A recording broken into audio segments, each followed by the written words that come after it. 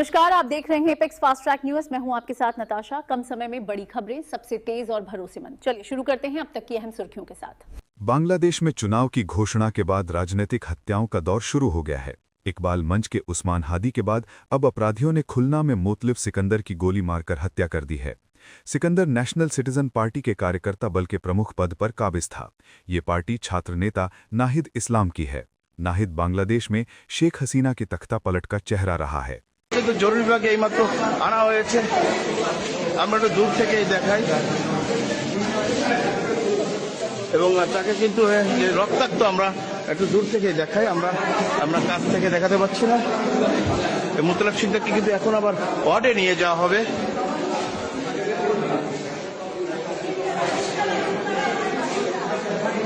আপনারা দেখতে পাচ্ছেন এনসিপি নেতা মুতালেব সিকদারকে কিন্তু নিয়ে যাওয়া হচ্ছে, ওয়ার্ডে আবার নিয়ে যাওয়া হচ্ছে। আমরা একটু যেহেতু মাথায় ব্যান্ডেজ, নেট চলে যাচ্ছে। গুলিটা পড়া হয়েছে কোথায়? আপনারা কি পথচারী নাকি স্যার? আপন কেউ দিন আসেনি কাছে?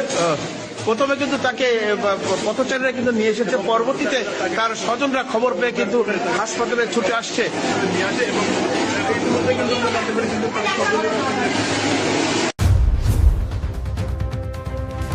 शिमला के आईजीएमसी अस्पताल में मरीज और डॉक्टर के बीच इलाज को लेकर जमकर हाथापाई हो गई।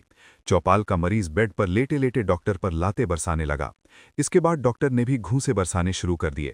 आसपास के लोग बीच बचाव करते नजर आए। 16 सेकंड का ये वीडियो वायरल होने के बाद प्रशासन में हड़कंप मच गया। परिजनों ने नारेबाजी शुरू कर दी। इसके बाद मौके पर पहुंचे सीएमओ ने सीसीटीवी जांच के बाद कार्यवाही का भरोसा दिया। असम के मुख्यमंत्री हिमंत बिस्वा शर्मा ने कहा, असम में बांग्लादेशी घुसपैठिए बस रहे हैं और बांग्लादेश में हिंदुओं की दिन दहाड़े हत्या हो रही है। घुसपैठियों को बाहर निकालने का अभियान जारी रहेगा। बारे बारे बांग्लादेशे उत्तर पूर्वांचलक निजर अधीनলৈ লৈ যোৱাৰ বাবে তেওঁলোকৰ নেতাসকলে বা নতুন যিসকলে বৰ্তমান শাসনত আছে তেওঁলোকে বাৰে বাৰে উল্লেখ কৰি আছে। আমি বাংলাদেশত যি হৈছে তাক গভীৰ উদ্বেগেৰে সৈতে আমি লক্ষ্য কৰি আছো আৰু আমি সকলোৱে জানো যে সেই বাংলাদেশৰ দেশৰ পৰা বিভিন্ন সময়ত অহা মানুহেৰে আমাৰ অসমখনো ভৰি আছে। গতিকে আমি এই গোটেই বিষয়টোৰ ওপৰত চোকা দৃষ্টি আমি ৰাখিব লাগিব আৰু মই ভাবো যে আমি অলপ সচেতন হৈও থাকিব লাগিব। बांग्लादेश में जिस निर्ममता से दीपू चंद्र दास की हत्या की गई, उसके प्रतिवाद में विरोधी दल के नेता शुभेंदु अधिकारी ने आज कोलकाता में बांग्लादेश हाई कमीशन का घेराव किया।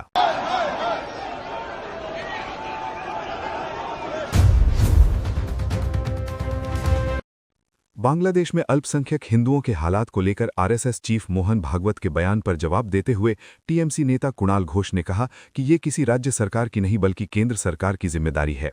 मीडिया से बात करते हुए कुणाल घोष ने कहा, आरएसएस चीफ के विचार हमारे विचारों से मेल नहीं खाते हैं। अगर बांग्लादेश के बारे में कोई बात कहनी है तो उन्हें केंद्र सरकार से बात करनी चाहिए।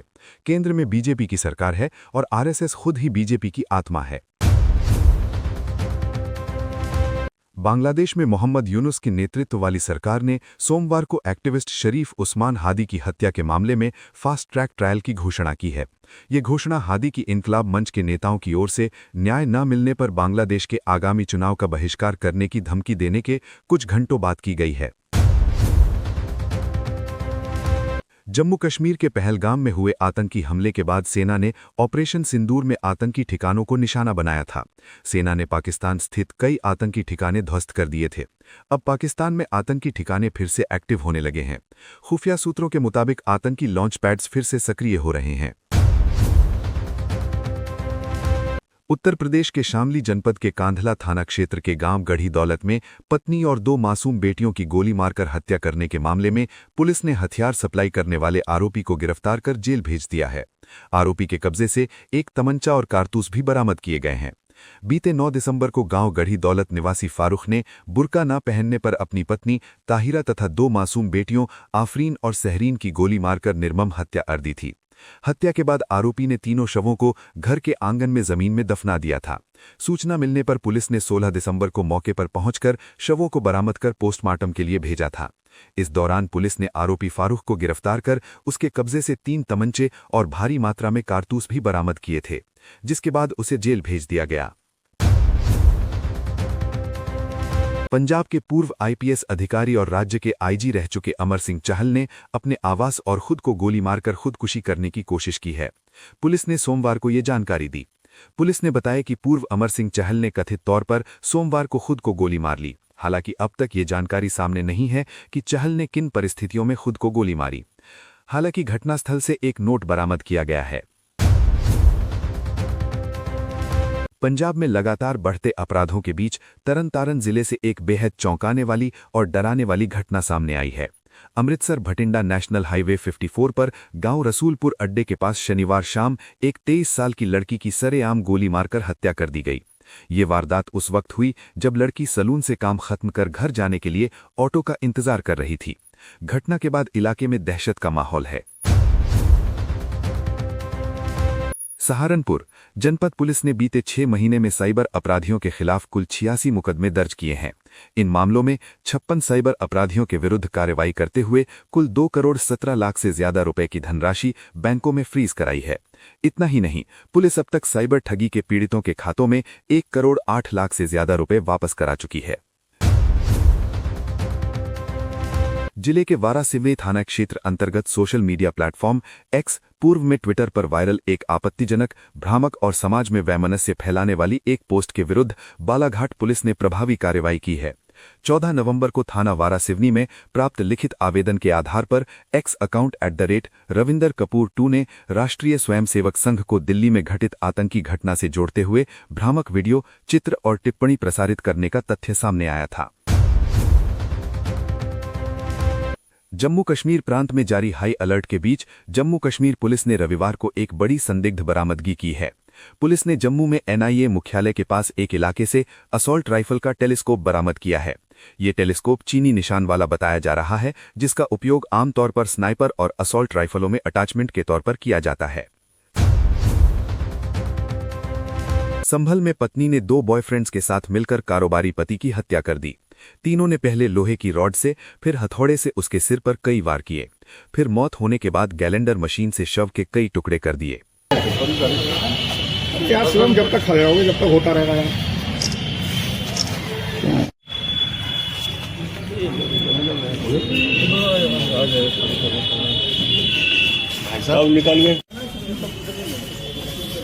पूछताछ में 10 साल की बेटी ने बहुत कुछ बताया। दिल्ली के रामलीला मैदान में कांग्रेस की रैली के दौरान मोदी तेरी कब्र खुदेगी नारा लगाए जाने के मामले में बिहार की राजधानी पटना के सिविल कोर्ट में केस दायर हुआ है। इसमें कांग्रेस अध्यक्ष खड़गे, राज्यसभा सांसद सोनिया गांधी, लोकसभा सांसद प्रियंका गांधी वाड्रा और राजस्थान के जयपुर की शहर महिला कांग्रेस अध्यक्ष मंजुलता मीणा को आरोपी बनाया गया है। सभी पर प्रधानमंत्री नरेंद्र मोदी के खिलाफ भड़काऊ भाषण देने का आरोप है। महाराष्ट्र के स्थानीय निकाय चुनावों की तरह ही बीजेपी ने अरुणाचल प्रदेश में जबरदस्त जीत हासिल की है। बीजेपी ने लोकल बॉडी चुनावों में जीत दर्ज करके जहां जिला स्तर पर अपना दबदबा मजबूत कर लिया है, तो वहीं इन चुनावों में कांग्रेस इंप्रेस नहीं कर पाई है। चुनाव आयोग के अनुसार जिला परिषद सेगमेंट में बीजेपी ने 245 में से 170 सीटें जीती हैं। इसमें 59 बिना किसी मुकाबले की सीटें शामिल हैं।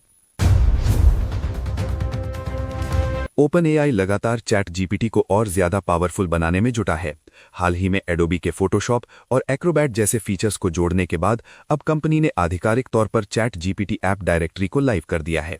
इसका मतलब है कि अब आप चैट करते करते सिर्फ जानकारी ही नहीं लेंगे, बल्कि ऐप के फंक्शन के साथ अपनी प्रोडक्टिविटी को और बढ़ा सकते हैं।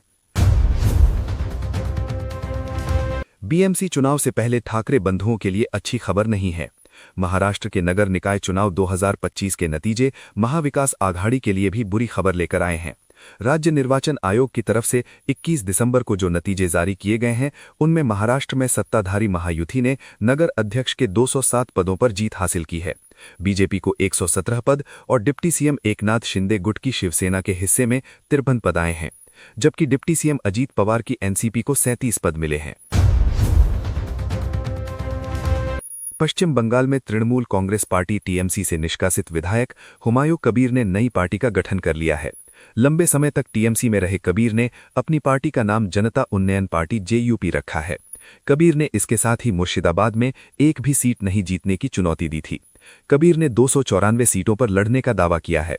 यह सब तब हुआ है जब राज्य में मुख्य विपक्षी दल बीजेपी ने बंगाल के 160 सीटों का लक्ष्य तय किया है। बेलडांगा में आयोजित एक बड़े कार्यक्रम में हुमायूं कबीर ने हुंकार भरी। दफ्तरेर मंत्री माननीय मुख्यमंत्री माइनरिटी दफ्तरेर मंत्री माननीय मुख्यमंत्री আরো অনেক দপ্তর নিয়ে তিনি বসে আছেন। আজকে যান এখানে যে মিডিয়া আছে, ন্যাশনাল মিডিয়া আছে, তিনারা যান। आज के दौर में महंगे प्रीमियम मोबाइल फोन रखने का क्रेज नौजवानों में बढ़ता जा रहा है। लोग इसके लिए मोटी रकम खर्च कर मोबाइल फोन खरीदते हैं, लेकिन दिल्ली में कुछ गिरोह ऐसे भी सक्रिय हैं जो महंगे प्रीमियम मोबाइल की आड़ में नकली मोबाइल फोन का धंधा चला रहे हैं। मध्य जिले की स्पेशल टीम की एक ऐसे ही गिरोह का भंडाफोड़ किया है जो सैमसंग के नकली प्रीमियम फोन बनाकर देश भर में बेच रहे थे। सुर्खियों के साथ इसी के साथ एपेक्स फास्ट ट्रैक न्यूज में इतना ही। हर तेज अपडेट के लिए बने रहिए हमारे साथ। मैं नताशा आपसे विदा लेती हूँ। नमस्कार।